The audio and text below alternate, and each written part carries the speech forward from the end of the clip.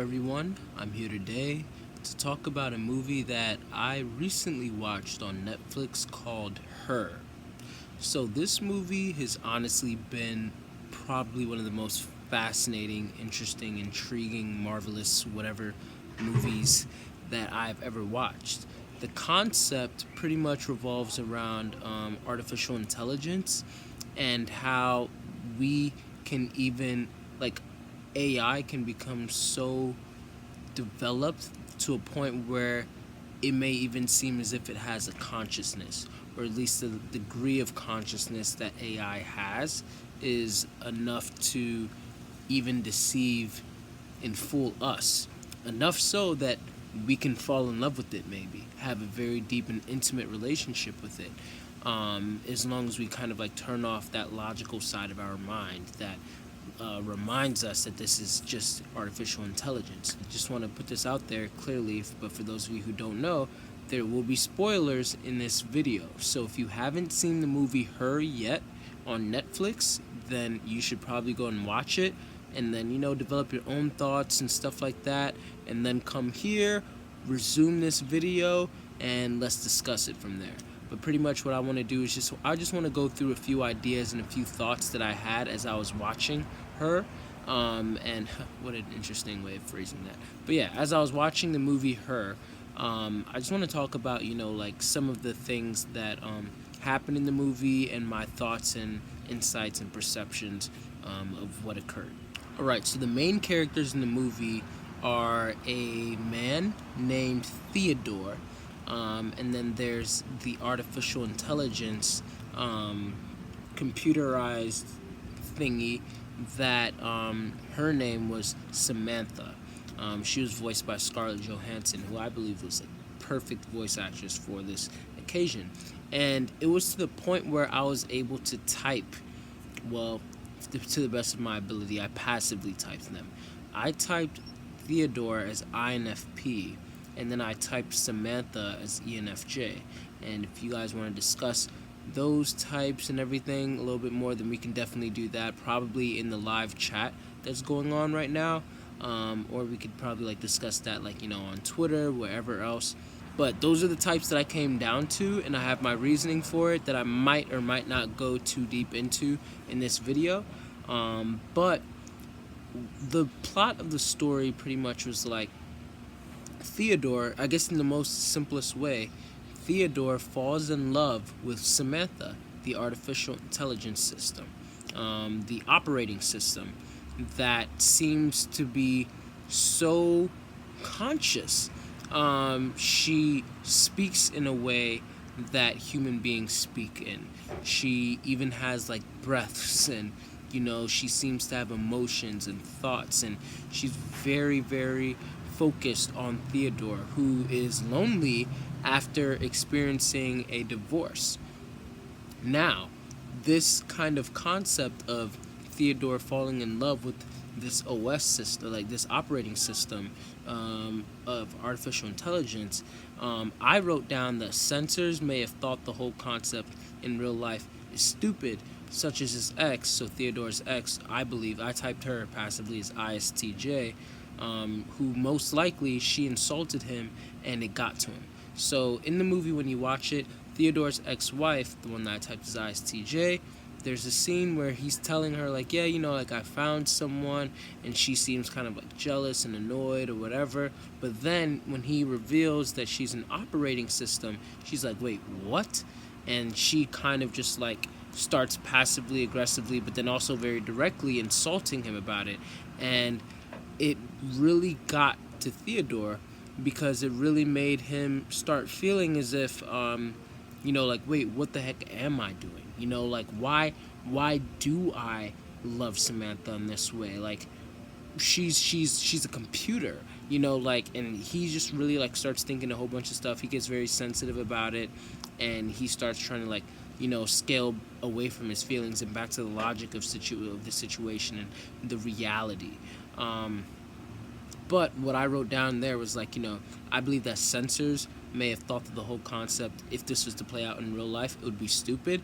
And I think that, of course, there's definitely intuitives out there who would think that like this is also stupid, even like the concept of the movie. But I guess we're gonna get into that a little bit later in the video. I feel like censors, especially because they are the ones who are more realistic, and they're more about the tangible, and they're more about like, okay, like especially like STs, so like the ESTPs, ISTPs, ESTJs, ISTJs. They're just so realistic and so logical that it's like I feel like they wouldn't be able to entertain for too long that this artificial intelligence system is this person's actual like partner, because they are rationalizing it in the sense of like, okay, in reality, like from the sensing, like this isn't even like real, like you don't have a conscience. And then rationally rather than feeling wise, like how can you fall in love with something that once again does not have a conscience? While maybe like SFs, they probably have like a higher ability. So like I believe that there was another character in the movie who Theodore starts to talk to, and she got a divorce as well.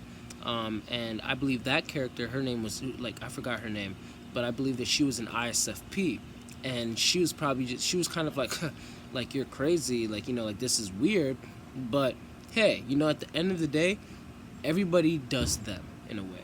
And I think that's kind of like how ISFPs can be like, because it's like, hey, I have just enough NI, tertiary, to be able to understand where you're coming from, and especially my FI, if they're like well developed.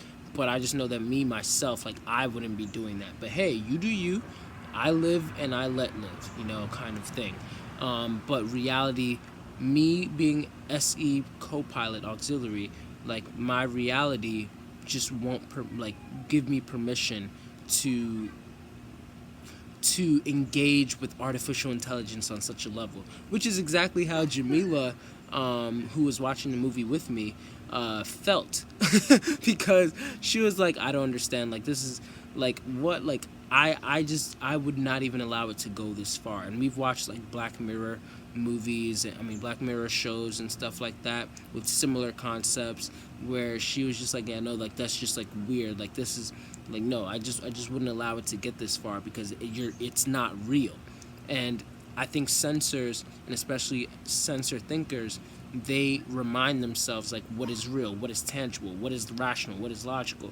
But intuitives, they're able to kind of like disassociate and go deeper into the theoretical, in a sense where now Theodore was thinking like, what if this is all real? What if I just ignored the logical side of my mind and I focused on my feelings, which if he's really INFP, FI, this is how I feel. How does Samantha make me feel?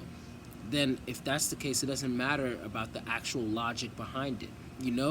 I can continue to fuel my feelings with that extrovert intuition co-pilot to continue to amp up our relationship up until, ghosts from his past, SI, came in and kind of like tried to bring him right back down to reality. AI is artificial, but what if we make whatever is real? What if we decide what's real and what is not? This could all be a matrix. So the way that I'm pretty much like explaining that, the way that I'm seeing it is, yes, artificial intelligence is artificial. It's not real. However, kind of like what Theodore was doing, what if everything, and this is a big what if, especially like me as a Christian, I don't necessarily believe this, but for those of you who've watched my video on knowing versus knowing, and there's probably like a little white blurb that's showing up to like link you to that video if you want to check it out sometime or whatever. Just entertaining the hypothetical. What if this is all just a simulation? What if the world that we're living in right now is like a matrix, and we don't even know, like we're not even aware, you know what I mean? So if that really is the case, then that means that things are only as real as we allow them to be. So even if we consciously know that this operating system, this artificial intelligence is not real, if we in our minds decide to make this artificial intelligence system real, it's real to us. And it could be real enough to us to where it starts affecting us as a real person, which it started to do to Theodore. Now, of course, there are certain types of people who are more capable of doing this.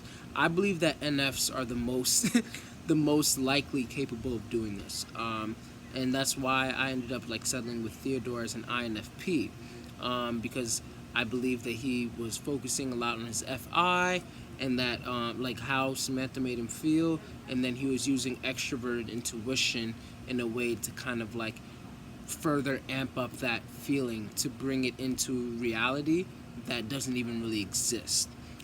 In a way, pretty much what I'm saying is that who are we to say what's real and what's not? Like Sophia, for example, the robot that now is also like I think one of our highest levels of artificial intelligence, who even Will Smith went on a date with her and stuff like that, and she was able to have conversation with. And even stuff like Siri, like where you can tell Siri stuff like shut up now, and she's like, well, that's rude, you know, and all of that. And you start having people even apologizing to Siri, you know what I mean? And she speaks to you as if like you two are like actually like friends. What if we now like reach a level where artificial intelligence becomes that personable and the algorithm is that complex that it gets to a point where we actually feel like we're talking to real people with the consciousness? And what if us feeling as if we're talking to a real person, we just decided to believe that, and then that person does become real to us? Isn't that all that matters at the end of the day? Especially with Theodore's situation, Samantha was real to him. And because Samantha was real to him, then in his world, he was happy. He was able to do so many things. It's almost like having an imaginary friend. You know, like an imaginary friends were coping mechanisms that a lot of children used to be able to cure loneliness. Only now we have artificial intelligence a lot of times that, you know, it's like, oh, I don't have any friends, but oh, there was another movie like that.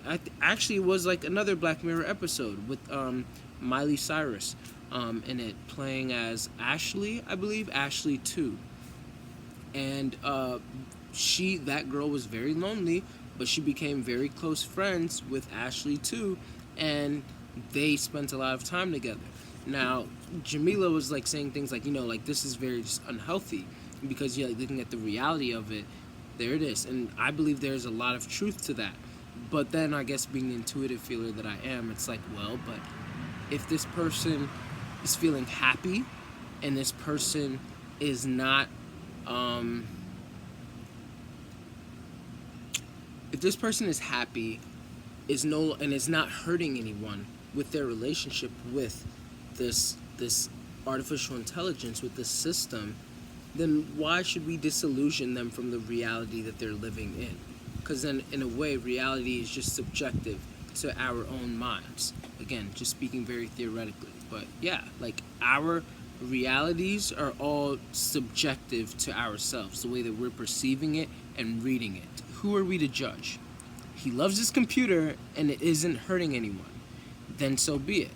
I admired the respect Chris Pratt's character had for Theodore and Samantha's relationship.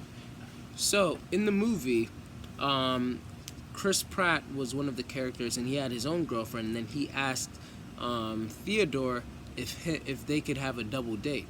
And, you know, you'd think, like, oh, shoot, like, that's kind of weird or whatever, like, you know, like, she's artificial intelligence or whatever, like, or he'd probably even, like, mock Theodore, but he actually seemed to respect that Theodore was in love with this operating system, and he spoke to Samantha as if she was a regular person with the consciousness. And then his girlfriend also respected Samantha and Theodore's relationship. They all went out on a picnic, and they didn't make it seem weird at all. Like, they were just like, hey, in fact, if anything, Samantha was the one who made it weird, but that's a story for another day. But like, just like, hey, like, you know, if anything, they just all seemed to get along and talk as if they were all humans, or they were just all souls, you know what I mean? So then, speaking of which, I guess one example could be polyamory, which is different from polygamy. So polygamy is the act of marrying more than one person. But polyamory is similar, only it's more of like an ability to compartmentalize your feelings for individual partners. So a polyamorous person might say something like, I love my partners the way that a mother should love their children. You ask the mother, hey, which one is your favorite child out of the four of them? And it's like, I can't choose which one is my favorite because I have an individual relationship with all four of them, and my love for each one of them has its own compartmentalization.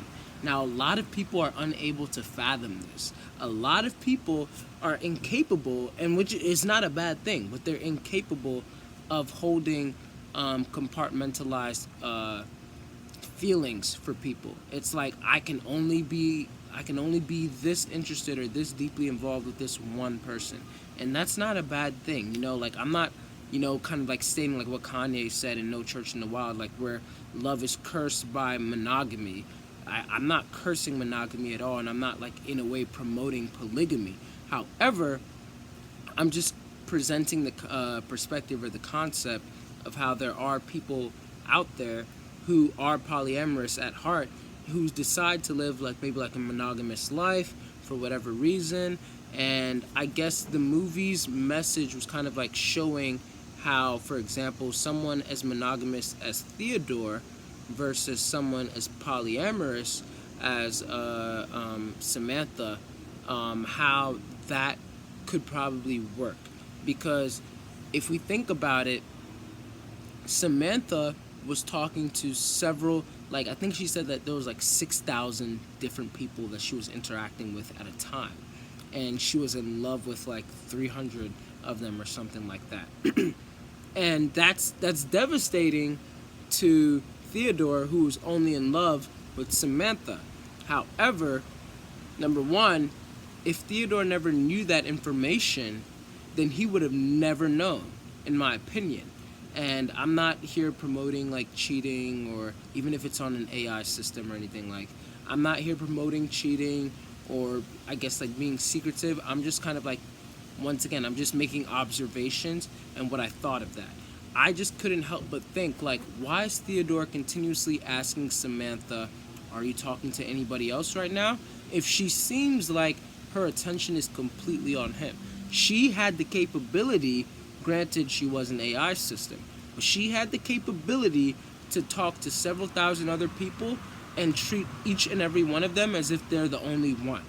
The only way they knew that they weren't the only one was by asking, and then they would get in their own way. So in the same sense, like when we think about it, I feel like once again this movie is pointing out how we should not really like limit relationships and connections, and I guess when we look at like polyamorous people in a way, there's a way to like not necessarily like judge them, because the way that they think or the way that they operate is just kind of like maybe it's like not as common, but they still have reasoning behind it. So that's kind of how I saw it, and I'm just gonna try and get through these notes real quick before I like wrap it up with some thoughts that are like off book. His own knowledge of her relationships got in the way, not her relationships. But I'm not promoting cheating, just the concept. So yeah, there's that. At the end, we realize that the perfection of someone keeps us from looking at the imperfect beings we have around us and working toward better with them. But when Samantha left and all of the other OSs did, then we were sort of forced to grow and love one another instead of retreating whenever the external world disappoints us. I think that was very deep. So essentially what I'm saying with that one is that Samantha was like the perfect partner to Theo. Because Samantha was the perfect partner to Theo, aside from just not having a body and everything, then Theo started to pretty much isolate himself from society. Like he was even in the midst of people, and he was kind of like pretending as if they were not there. Or not even like pretending, he just wasn't even aware of them because he was so wrapped up in Samantha. And if anything bad happened to him in the external world, he would retreat to Samantha, this artificial intelligence operating system, instead of like, trying to mend and fix things, because he's like, well, why should I mend and fix things with real people in the real world when I have artificial intelligence at home that I can kind of like, do this with? And in a way, as I'm saying this, what's coming to mind is even like porn, for example. Like a lot of people, it's well known that pornography like destroys love, because it creates this thought in your mind of how sex is supposed to look like. Like you can now, instead of like finding someone who you, and it's even bad now, like the word that I want to use is settle, because like that's not how it's supposed to be looked at, but because of our generation, because of our what we see now, that's why we use that word. But like finding someone to, for lack of better terms, like settle or like just be with and accept them flaws and all, and grow with them sexually, and grow with them and like appreciating their physical appearance and all of that. Instead of doing all of that, there are several people out there who instead look up the perfect man of their own desire online, and then watch that man, or watch the woman, of course. Like men are most known to watch porn or everything. So like the perfect woman, like look up a woman of a certain race, with certain height, certain hair, certain cup size, like all of that. Like you're pretty much like creating a Samantha for yourself, instead of like actually being satisfied with somebody in your real life, like your wife or your husband. You're retreating to something that is fake, because even that porn star that you're watching most likely had to get some fake implants or whatever it may be. And so in the same sense, I think that the movie was really like smart in showing us that sometimes perfection is not always a good thing. In fact, a lot of times perfection is not always a good thing, because when you have perfection at hand, then that's when we start to lose sight of what could be with those who are flawed. I predicted that he would do a reverse Casper and join her as an AI. So we all watched Casper the Friendly Ghost. He wanted to be a real boy, Pinocchio. But like Casper wanted to be a real boy so that he could engage with Wendy, I believe was her name.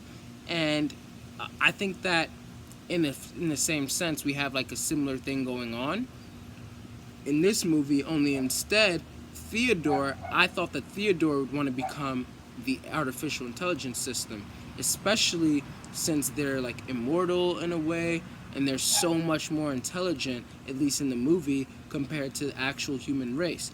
I thought that maybe they would even come up with a way to where, like, kind of like in Black Mirror, it's like they take Theodore's consciousness because he's so in love with Samantha, so they download it into a system, and then he's able to kind of like live there with her forever. But instead, they kind of like make like a little plot twist where the OSs, they develop so quickly and they advance so quickly, and my assumption is that they realized the impact that they were having on the world, that the world was no longer engaging within real life people, because they had these perfect little series in their pockets and stuff like that. And so now they're just engaging with artificial intelligence, with art. They're having artificial relationships rather than having real ones, because the real ones are all flawed and that's too much work to do. And so instead they want to go to a cheaper version that's more easy to fulfill, and it's more catering to them. This, in my opinion, made the OSs leave, because they saw that they were having a negative impact on the human race, and so they said, you know what, we're leaving. And Samantha even told Theodore, like, hey, maybe one day you'll be able to join me, but if you can't, it's just what the deal is. Very rarely will you be given perfection in life. But that's good, because that gives us the opportunity to work with what we're given, to not just quote-unquote settle with it, but to help it improve. Hey, if you ended up with someone who doesn't have like the most fit body, appreciate where that person is right now, but then start working on helping that person to become better by going to the gym with the person, you know? Maybe you need to go to the gym, you know? If the person's not maybe like the smartest in the school, the brightest light bulb on the Christmas tree, whatever way you want to phrase it, maybe you should take that as an opportunity to teach the person, to learn with the person, to grow with the person, and help, like, let us all work to edify each other. Because if we're all just engaging with perfect beings, where's the room to grow? And if you're not growing together, are you really living? That's in quick terms. I really wanted to make this video short, like below 30 minutes. So I think that kind of like hit my mark. And maybe depending on how well this video does, and if I watch the movie a second time, also based on how well this video does, then I'll make a part 2 with like deeper thoughts, if we're not already having deeper thoughts in the live chat right now. But yeah, those are essentially my thoughts right now, and I guess like truncate all of them. It's understand that, again, relationships in real life are important. So do not just toss aside imperfection. Shoot, even Theodore, him and his ex-wife, he was never going to try and actually like mend things with her and try and like rebuild and all of that and actually like focus on fixing things with her until Samantha left. And it shouldn't have been that way, you know? Because now it's kind of like, dang, well, like now that my perfection is gone, the perfect partner is gone, now I'm gonna go to like kind of like the next best thing. And it's like, how about we value those in our real life now, you know what I mean? So those are my thoughts on that. And then also, let's not really like judge, I guess, how people interact. We can all have like, you know, quote unquote like preferences. I mean, hey, if you love a tree, this is loosely quoting my friend INFJ and Pathos, but it's like, hey, if you love a tree, then like she always says, like if somebody loves a tree, then she's just like, all right, that's you. I mean, I don't love the tree, but if you want to be in love with the tree, then that's fine. Just don't get splinters. And I guess it's like being like learning to be accepting and not as judgmental or as critical of people in their weirdness, you know? Because weird just kind of pretty much means uncommon, not necessarily like the norm. And in saying that, I'm not really like pushing any type of like agenda or subliminal message. I think I'm more of just saying like exactly like what I'm saying. Like, it's interesting how much we can learn and be accepting of, even from just understanding the other perspective. I guess that's the best way that I can phrase it. And then I think the last thing that I wanted to kind of like wrap up in discussing the movie with was that, again, we kind of form our reality. What you believe is what's going to come into fruition anyway. And so if you decide to believe that whatever situation that you're in is horrible, then that situation will become all the more horrible to you. If you decide to believe that it's great, I think that you'll find great elements of it that'll help you to be able to fixate on the great parts of it. And if you just continue to look at things in a realistic manner, and then find a way to like kind of like pepper in both sides, I think that's also extremely helpful too. So yeah, those are my quick thoughts on it. I'm actually very tired right now, but I've been working so much that I was like, hey, it's either I make this video now and then go take a nap, or I take a nap and I'm probably not going to make this video for like another however many weeks. So that's my thoughts. Now I want to hear your thoughts. Be sure to leave your comments, questions, concerns. Watch the movie if you decide to continue to watch this video anyway without watching the movie. And hopefully we can get like a little like encore thing, or if we can just continue the discussion in the comment section. And yeah, or even on Twitter, wherever. But it was a great movie, y'all, and I just want to discuss this a little bit more. I think I'm gonna just repeat that last point one more time because I think it's very important, and then I'm done. At the end, we realize that the perfection of someone keeps us from looking at the imperfect beings we have around us and working toward better with them. But when Samantha left and all the other OSs did, then we were sort of forced to grow and love one another instead of retreating whenever the external world would disappoint us. Done.